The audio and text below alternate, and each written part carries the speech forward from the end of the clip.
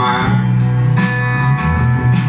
taking on my full circle, making straight lines, getting to the bottom of the bottom, getting to me. Been holding up the mirror, everything I don't want to see, but it ain't no flowers down, I gotta feel the home. Play with the devil, know he's gonna get home.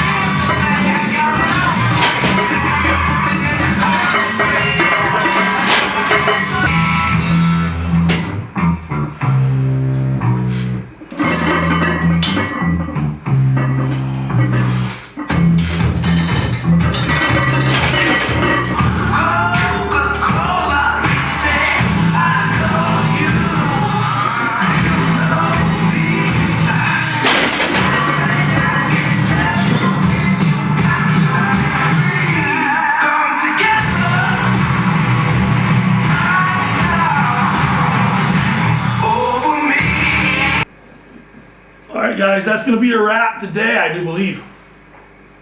I had a hard night of work. Internet went out last night, right around midnight or so, and I had 3 hard programs to write at that point. Ended up having to do them really the hard way, and they wouldn't be that hard, but there are a lot of new exercises that I want clients to work. I mean, I had a client whose monolift broke. So I want him to be able to, he was sick last week. 2 weeks ago, all-time squat PR, full gear. Last week he was sick and we skipped squat day because hey, you set an all-time record squat the week before. You're sick, you even think you might be sick, take off a week. And then this week he goes out and the monolift's not working. So I don't want him to have that many missed lower body training sessions in a row. So I had to come up with a plan so that he can do something for legs and squats good mornings and hamstrings and everything else. And it was all stuff that had to be put together with videos and photos and everything else, and then I had no internet connection to put it all together and send it, or to upload and transfer files and everything. Another client, I had to work on her squat program for today, and that all depended on her deadlift program that she finished, with a couple of new exercises put in there. I've got a client in Canada. He's still training in the basement of his apartment building because his gym is closed. He's got nothing but a handmade axle, some handmade concrete plates, some bands, and a couple of sandbags. So, I'm trying to put together training programs that he can do and still make progress until the gyms reopen.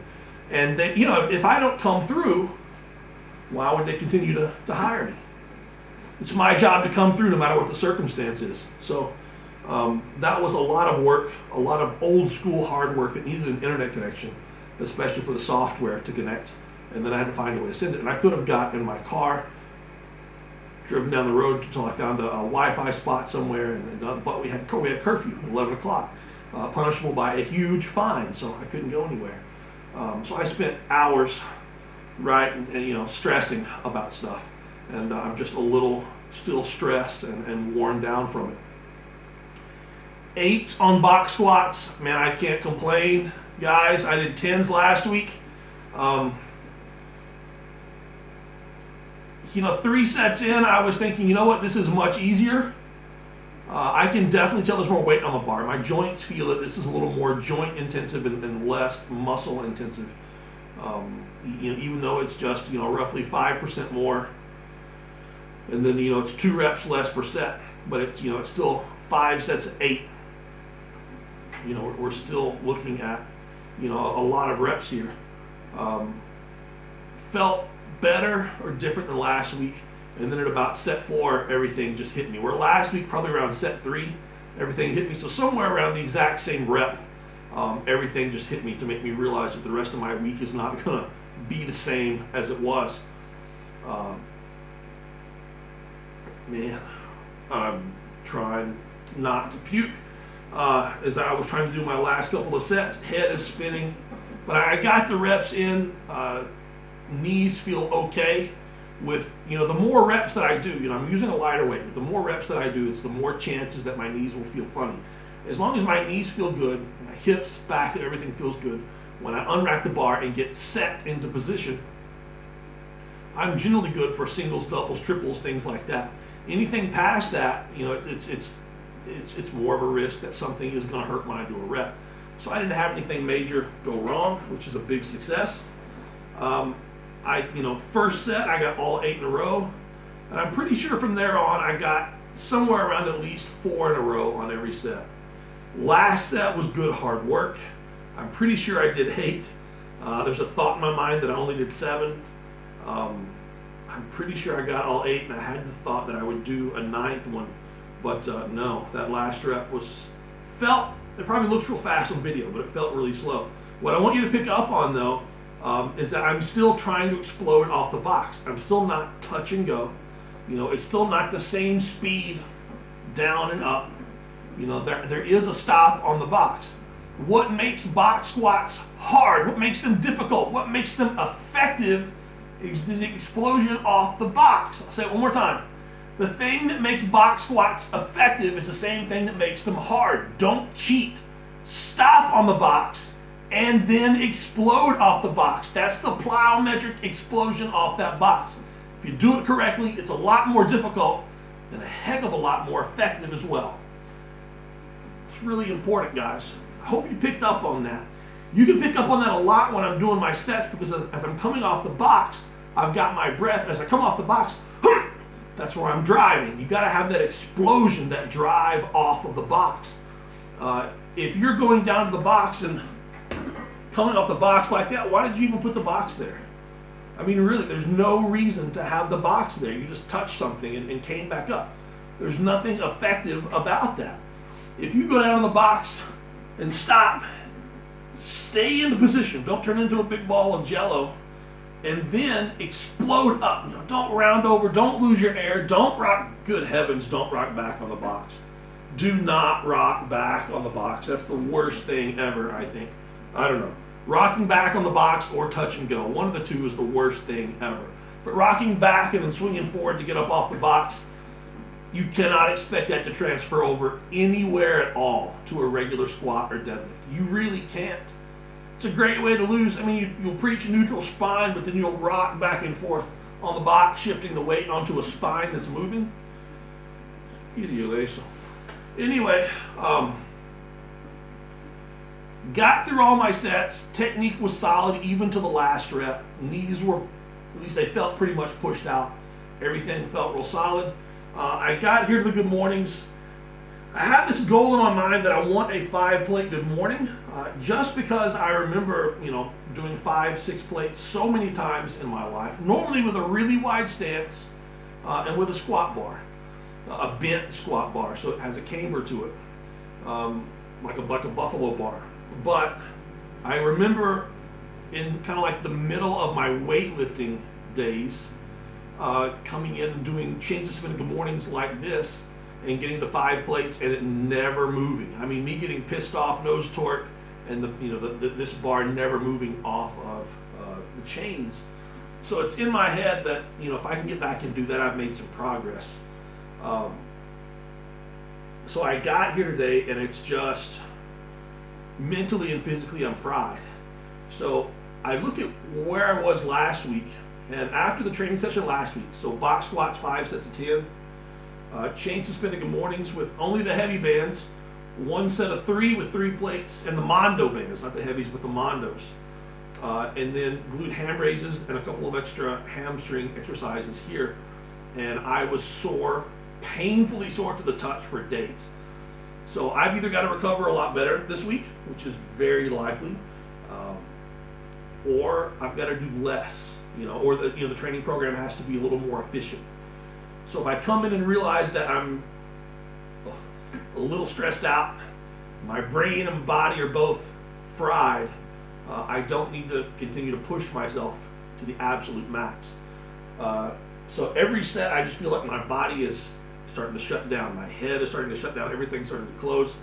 I can feel that last drink that I had over there wants to come up from all the reps on the box squats.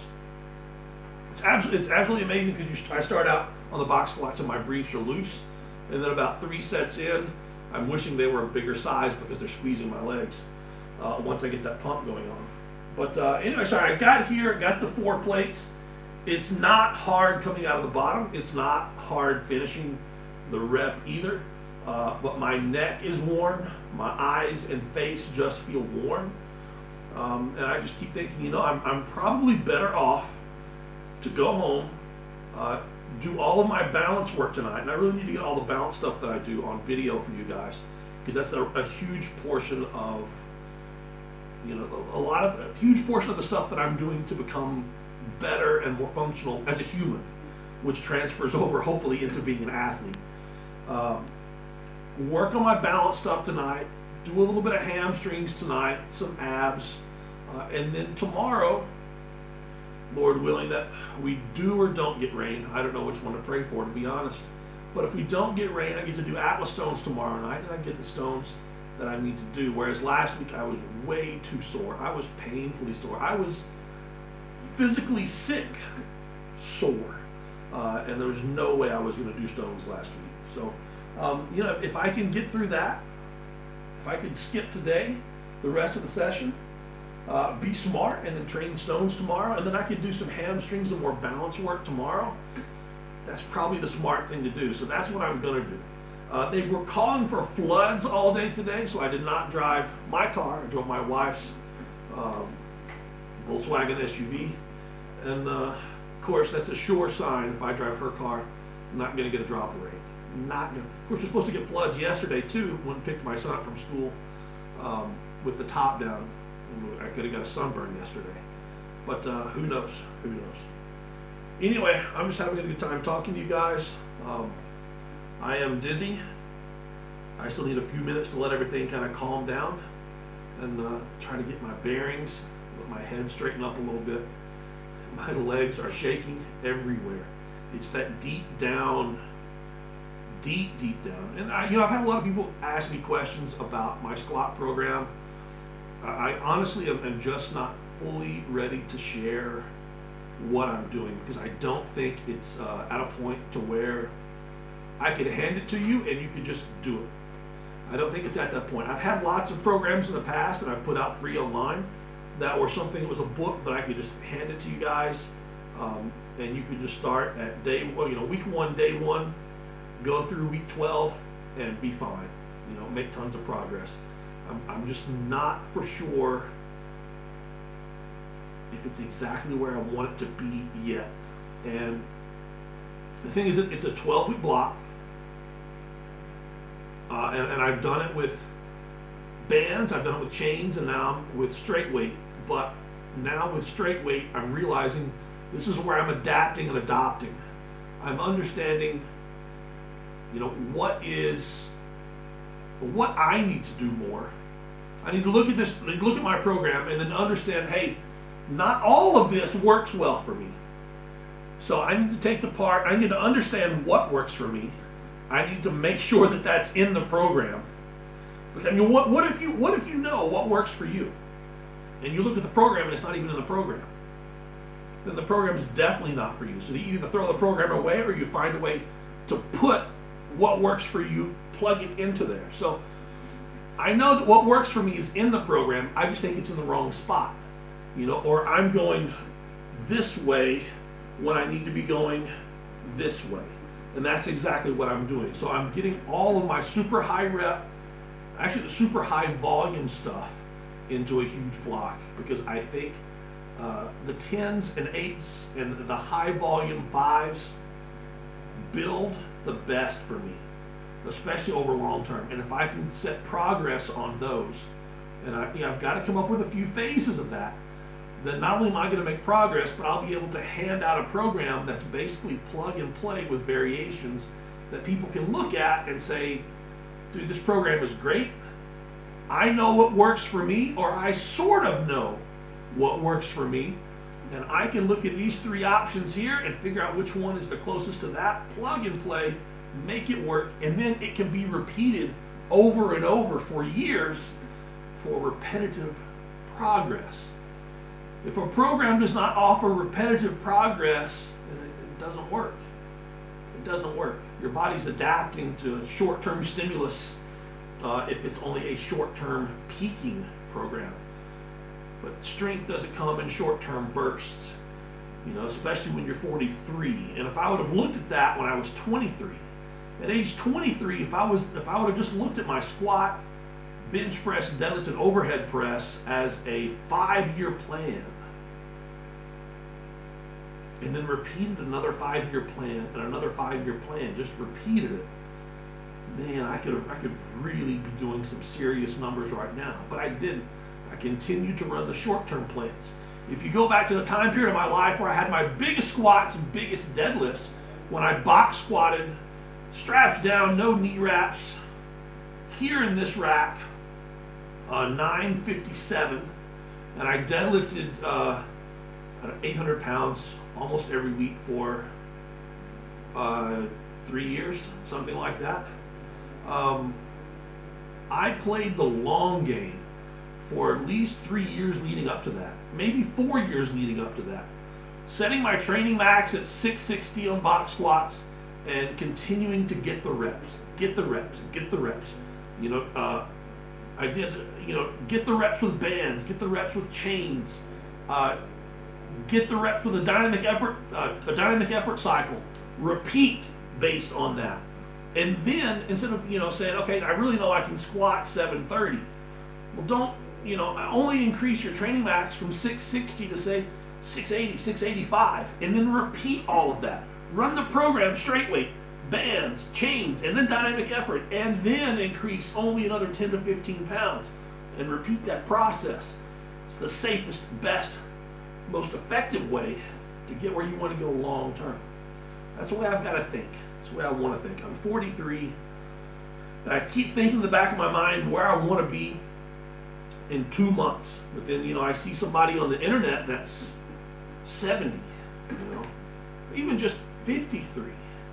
I'm thinking, man, I've got 10 more years of grinding before I'm where they are. And not weight, but there's so much that can go wrong. So I can either plan it out right and be lifting better at 53 than I am at 43, or I can plan it out wrong and not be lifting at all at 53, or be lifting just the barbell on a plate aside at 53. I think I want to plan it out right. I want to plan it out right, guys. That's what I'm going to do. So I'm going to do the right thing. I'm going to get out of here. I'm going to call my wife and tell her to track my phone on the way home, because I feel pretty dizzy. Make sure I don't drive off somewhere and get lost. I may have to turn the Google Maps on just to get to my own house. Or I may just sit here for a while. Anyway, guys, I'm going to cut the camera. I'm going to sit here. We will see you guys hopefully tomorrow night for Stones. Have a good one, guys. Ooh, I want to stand up. I really want to stand up on my own and step back. But he's not want to let me.